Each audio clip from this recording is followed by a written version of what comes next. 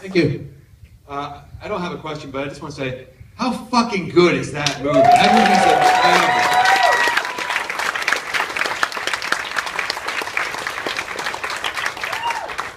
incredible. It's hard to see out there, so if you want, I'll help just kind of spot.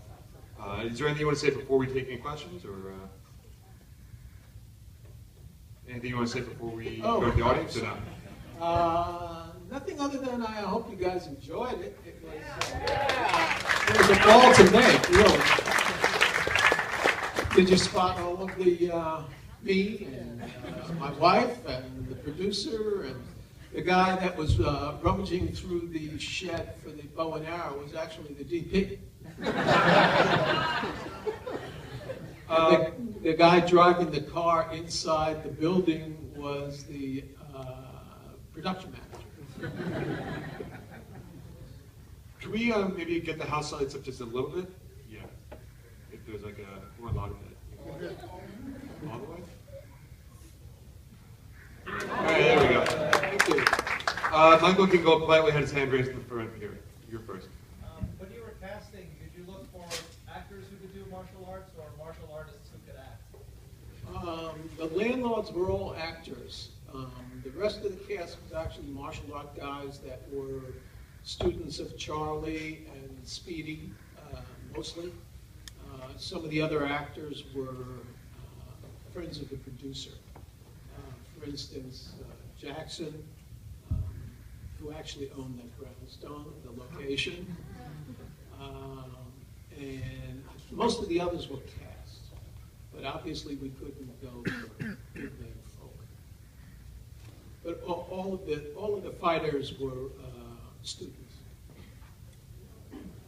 Yes, you're in the front. Great play, by the way. Thank you. Amazing. 2 questions. How long was the shoot? And how did you meet Charlie? Or as I like to call him, Tattoo Altitude.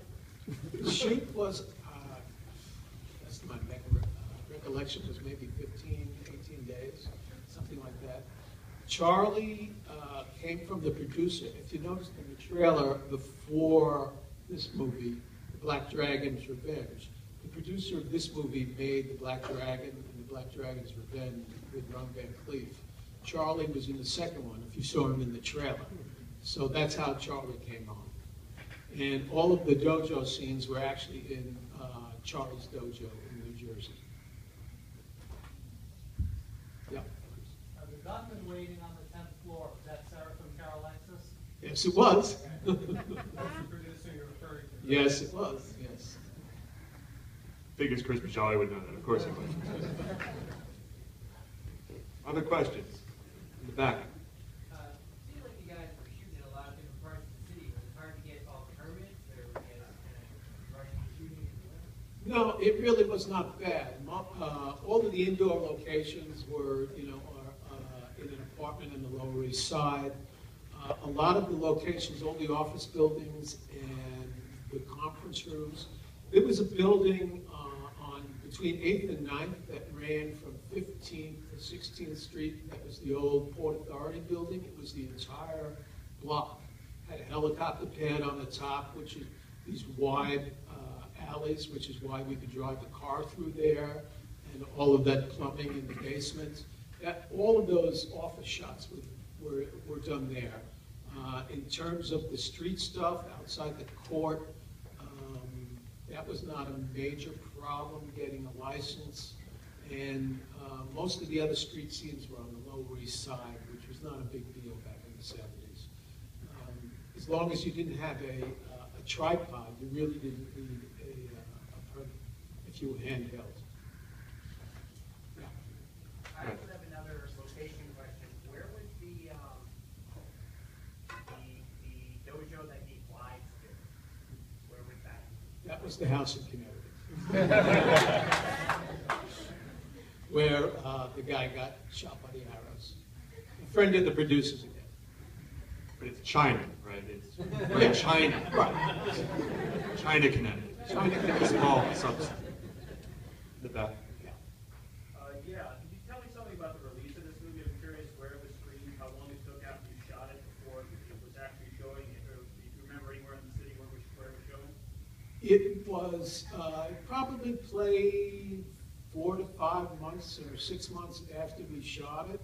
It was produced by an independent film distributor, Howard Mahler Films. So he was the distributor, so there was no problem getting distribution. I think originally it opened in the Criterion Theater in Times Square, and then, you know, made the circuit. Could you talk about the genesis of the project and how you got involved with it? How I got involved, interesting. I had graduated from the School of Visual Arts with a film degree and worked on a number of pictures as assistant editor and on the production of a number of films. And it turns out, as not that unusual in the biz, that my best friend was the distributor. And they made the film in conjunction with Seraphin Alexis, who was Boston Films, which you'll see the name on here, as a co-production. And that's how I got the job. My best friend was the associate producer. Yes? Scott? Did you have to catch all those rats? No, there's a rat wrangler that provides those. Really? Yes. Oh, wow. It's the guy, yes. And we didn't put in, we probably should have in these days, you would put in a thing at the end saying no animals were hurt in the making of this film, but this was 35 years ago. Yeah. Apologize if I'm wrong, but a few of those close-up rat shots look a lot like Ben or Willard. And I was just wondering if anybody maybe excised a few close-ups from like another film print by chance.